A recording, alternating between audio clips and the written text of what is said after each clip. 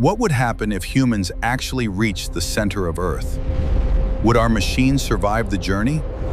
Or would the planet itself destroy it? We have drilled into Earth before, but compared with the journey to the center, our deepest holes are barely a scratch on the planet. But the deeper we go, the real enemy is no longer the rock.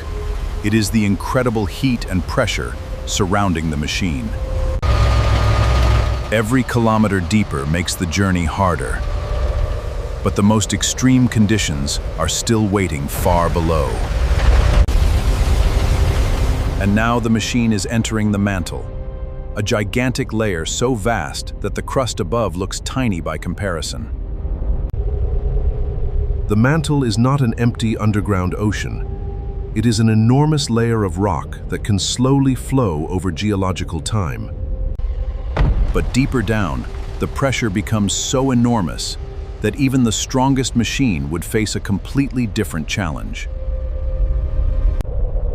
The deeper we travel, the pressure becomes extraordinary, and the rocks around us begin behaving in ways impossible to experience at the surface. But this journey is taking us toward a completely different layer of Earth, where the conditions become even more extreme. After traveling through the enormous mantle, we are finally approaching the boundary of Earth's outer core. We have finally entered the outer core, a world of extreme heat and moving liquid metal. This liquid metal is not simply sitting still. Its movement plays a crucial role in generating Earth's magnetic field. But hidden beyond this ocean of liquid metal is something even more extraordinary: Earth's solid inner core. Here is the mystery. Despite temperatures of thousands of degrees, the inner core remains solid, because the pressure at Earth's center is unimaginably powerful. But reaching the inner core would be more than a journey through extreme heat. The pressure here would be millions of times greater than at Earth's surface. And even if the machines somehow reach this depth, surviving the extreme pressure and heat would be an entirely different challenge. At this depth, even reaching the core would not mean victory. The machine would have to survive an environment beyond anything humans can reproduce at the surface. But reaching Earth's center would only be half the journey. The machine would still have to survive the thousands of kilometers back to the surface.